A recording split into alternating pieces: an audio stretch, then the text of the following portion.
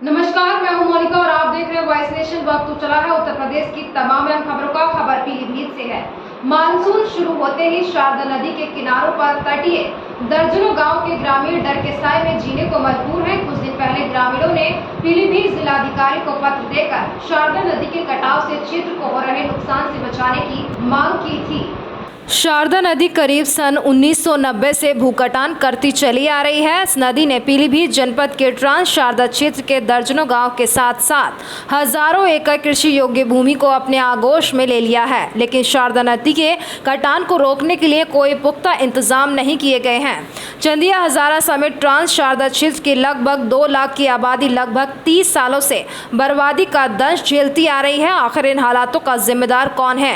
इसकी जिम्मेदारी पीलीभीत जनपद के माननीय नेताओं के साथ साथ बाढ़ खंड विभाग ने भी अहम भूमिका निभाई है, क्योंकि फ्लड फाइटिंग के नाम पर करोड़ों रुपए खर्च कर सिर्फ और सिर्फ खानापूर्ति की गई है। क्योंकि हर चुनाव में नेता लोगों से तटबंध बनाने के नाम पर वोट हासिल कर जीत के बाद 9-2-11 हो जाते हैं। इस दौरान कई सरकारें आईं और कई गईं, पर किसी सरकार ने इस समस्या का कोई स्थायी समाधान नहीं किया। हर साल की तरह इस साल भी शारदा नदी ने अपना कहर बरपाना शुरू कर दिया है। चंदिया हजारा गांव की उत्तर दिशा की ओर से गन्ने के खेतों को अपने आगोश में लेती हुई शारदा नदी गाँव की तरफ बढ़ रही है, जिससे ग्रामीणों में दहशत का माहौल बना हुआ है। इस वर्ष लगभग दर्जनों किसानों की कृषि योग्य भूमि फसल समेत नदी में समा चुकी है। नदी कटान को लेकर चंदिया हजारा के ग्राम प्रधान वासुदेव कुंडू ने हमें जानकारी देते हुए बताया कि शारदा नदी किसानों की कृषि योग्य भूमि को अपने आगोश में लेती हुई गांव की तरफ बढ़ रही है, जिससे ग्रामीणों में भय का माहौल बना हुआ है।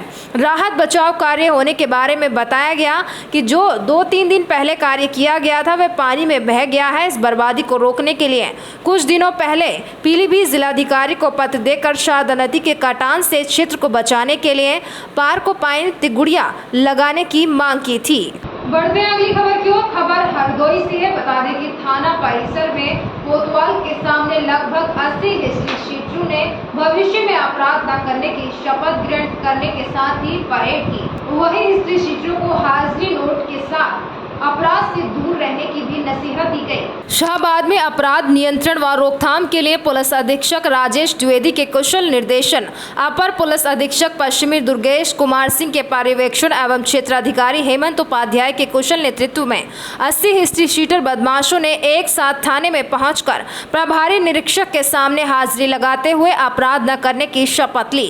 पुलिस ने हिस्ट्री शीटरों के हाथ में तख्ती पकड़ाकर अपराध से दूर रहने की नसीहत देते हुए उन्हें सुधरने की बात कही। दरअसल शाहबाद प्रभारी निरीक्षक दिलेश कुमार सिंह ने अपराध पर अंकुश लगाने के लिए अपराधियों को हर महीने की एक निश्चित तारीख को थाने में हाजिरी लगाने का फरमान सुनाया है, जिसके बाद पुलिस ने क्षेत्र के हिस्ट्री शीटरों को कोतवाली में हाजिरी लगाने के लिए कहते ही लगभग 80 हिस्ट्री शीटरों ने कोतवाली परिसर में कोतवाल के सामने भविष्य में अपराध न करने की शपथ लेते हुए परेड की और उन्हें हाजिरी नोट करने के साथ अपराध से दूर रहने की भी नसीहत दी गई। पुलिस का दावा है कि पुलिस के इस प्रयास से अपराधों पर लगाम लगेगी। हालांकि हरदोई पुलिस अपराध पर लगाम लगाने के लिए तमाम तरह के ऑपरेशन और तमाम तरह के प्रयास अपराध पर लगाम लगाने के लिए कर रही है। बढ़ते हैं अगली खबर की ओर। खबर पीलीभीत से। जिलाधिकारी एवं वरिष्ठ पुलिस अधीक्षक ने संपूर्ण समाधान दिवस के अवसर पर पूरनपुर तहसील में जनता की समस्याएं सुनी। वहीं इस दौरान उन्होंने जनता की समस्याओं के निस्तारण के लिए संबंधित अधिकारियों को निर्देश भी दिए। पीलीभीत में संपूर्ण समाधान दिवस के अवसर पर जिलाधिकारी पीलीभीत प्रवीण कुमार लक्ष्कार एवं पुलिस अधीक्षक पीलीभीत अतुल शर्मा द्वारा तहसील पूरनपुर पर उपस्थित रहकर जनता की समस्याओं को सुना गया। पुलिस अधीक्षक द्वारा शिकायतें प्रार्थना पत्रों की समीक्षा कर उनके समयबद्ध व गुणवत्तापूर्ण निस्तारण करने हेतु संबंधित को निर्देशित किया गया। जिलाधिकारी व पुलिस अधीक्षक द्वारा राजस्व संबंधी शिकायतों में राजस्व व पुलिस की संयुक्त टीम बनाकर मौके पर जाकर निष्पक्ष व न्याय निस्तारण करने के निर्देश भी दिए गए। इस दौरान संबंधित विभागों के अधिकारी कर्मचारी गण उपस्थित रहे। बढ़ते हैं अगली खबर की ओर। खबर रामपुर से है। आज एमपी एमएलए कोर्ट में आजम खान को भड़काऊ भाषण के मामले में 2 साल की सजा के साथ ही 2,500 का आर्थिक जुर्माने से दंडित किया गया।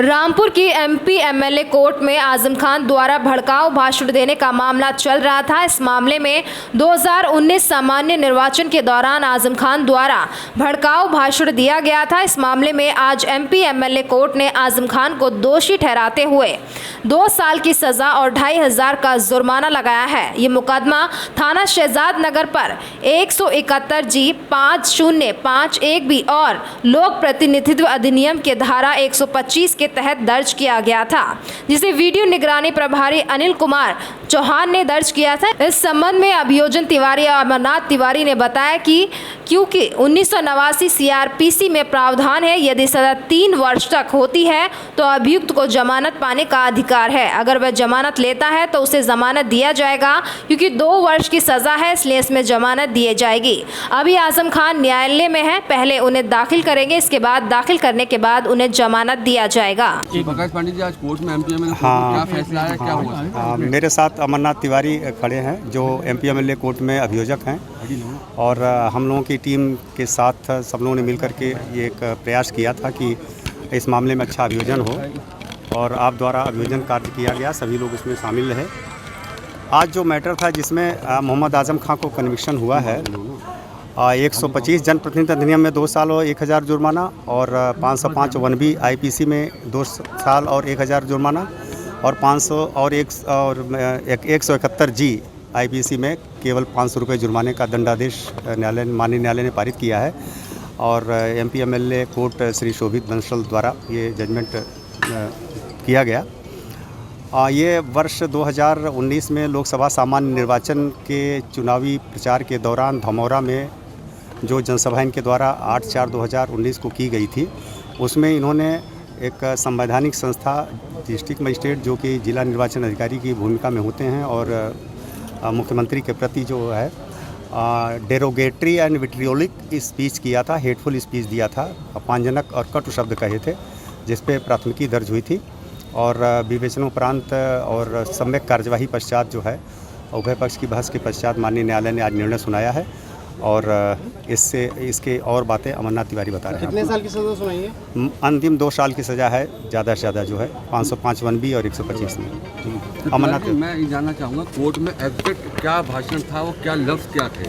देखिए, सज़ा हुई 2 साल। वर्ष 2019 का जो लोकसभा चुनाव था उसमें मोहम्मद आजम खां प्रत्याशी थे, और घटना दिनांक 8/4/2019 की है। ग्राम धमौरा जो थाना शहजाद नगर में आता है, वहाँ पे जो है जनसभा को संबोधित किया था, और इन्होंने कहा था कि मुख्यमंत्री जो हैं वो कातिल हैं, ऐसे अधिकारी चाह रहे हैं कि जो हमारी हत्या कराना चाह रहे हैं, उर्दू गेट गिरवाए। निर्वाचन आयोग भी, मैं एक बार पहले बोला था तो मेरे बोलने पे पाबंदी लगा दिया, और बहुत अनर्गल बातें इन्होंने बताया। उस पर जो है जो वीडियो अवलोकन टीम प्रभारी थे अनिल कुमार चौहान जी, उन्होंने मुकदमा लिखाया था। लिखाने के बाद ट्रायल हुआ। ट्रायल में जो है अभियोजन के द्वारा कुल 7 गवाह परीक्षित कराए गए, जिसमें वादी मुकदमा अनिल कुमार चौहान थे, PW1 के रूप में परीक्षित कराया गया। PW2 चंद्रपाल सिंह थे, और योगेंद्र कुमार जो वीडियोग्राफर था, विवेचक थे, इनको परीक्षित कराया गया। बचाव पक्ष के द्वारा 11 गवाहों को परीक्षित कराया गया। दोनों पक्षों को सुनने के बाद माननीय न्यायालय ने जो है जजमेंट रिजर्व रखा था। आज जजमेंट माननीय न्यायालय ने जो है सुनवाया। यह ट्रायल जो थी विशेष न्यायिक magistrate MP MLA court magistrate trial Shri Shobhit Bansal के न्यायालय में चल रहा था। उनके द्वारा आज जजमेंट माननीय न्यायालय ने सुनाया, जिसमें अभियुक्त को गिल्टी होल्ड किया, और धारा 171 जी के ऑफेंस में 500 रुपये का जुर्माना लगाया, और 505 1B में 2 वर्ष की सज़ा और 1,000 का जुर्माना, और 125 लोक प्रतिनिधि अधिनियम में के अपराध के लिए 2 वर्ष की सज़ा और 1,000 का जुर्माना से दंडित किया है। टोटल कितने साल की सज़ा हुई? 2 वर्ष की सज़ा हुआ और 2,500 रुपये का जुर्माना हुआ। 2,500 का जुर्माना? हाँ। तो अब क्या इनका बेल हो गया सब? क्योंकि 389 सीआरपीसी में प्रावधान है कि यदि सज़ा जो है 3 वर्ष तक की होती है तो अभियुक्त को जमानत पाने का अधिकार है। अगर वो जमानत देता है तो जमानत दिया जाएगा अपील दाखिल करने तक, क्योंकि 2 वर्ष की सज़ा है और इसमें जो है उनको जमानत दिया जाएगा। अभी कस्टडी में है क्या? हाँ, न्यायालय में है, जमानत भी दाखिल करेंगे, कस्टडी में है, न्यायालय में दाखिल करने के बाद उनको जो है ये रही। बढ़ते हैं अगली खबर की ओर। आज मुख्यमंत्री योगी आदित्यनाथ अपने 1 दिवसीय दौरे पर गोंडा पहुंचे, जहां उन्होंने संभावित बाढ़ प्रभावित इलाकों का निरीक्षण और बाढ़ खंड की चल रही परियोजनाओं का स्थलीय निरीक्षण किया। खबर गोंडा से है, जहां आज मुख्यमंत्री योगी आदित्यनाथ अपने 1 दिवसीय दौरे पर गोंडा पहुंचे। सीएम योगी ने संभावित बाढ़ प्रभावित इलाकों का दौरा किया और बाढ़ खंड की चल रही परियोजनाओं का स्थलीय निरीक्षण किया।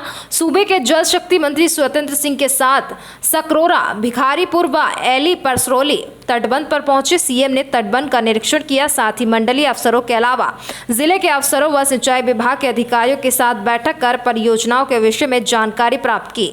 वहीं जनप्रतिनिधियों के साथ बैठक कर स्थानीय मुद्दों पर चर्चा की।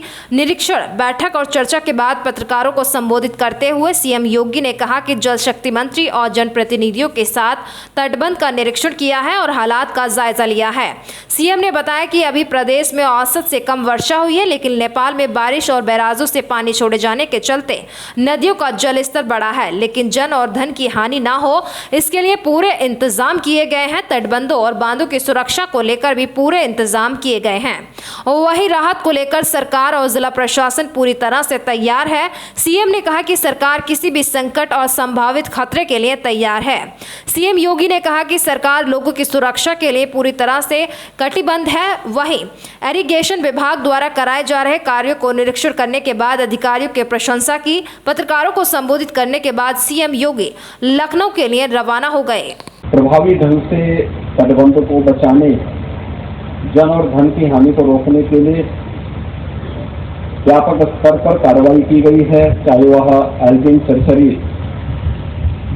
सरसरी तटबंध हो या सकरौर भिखारीपुर रिंग तटबंध हो या फिर परसपुर धरौरा कीकी तटबंध और भौरीगंज रिंग जो तटबंध है, इन सभी की मरम्मत के साथ साथ बचाव के लिए जो आवश्यक उपाय होने हैं वह इरिगेशन विभाग के द्वारा समय से पूर्व संपन्न किए जा चुके हैं और निगरानी की व्यवस्था के साथ साथ अगर किसी भी प्रकार की ऐसी परिस्थिति आती है, क्योंकि अतिवृष्टि और कभी कभी ऐसे समय में आपदा आती है तब लोगों को उसकी संभावना नहीं रहती है। बाढ़ चौकी की दृष्टि भी लगभग 28 बाढ़ चौकी अभी से प्रस्तावित करके उनको तैयार करने का कार्य किया गया है।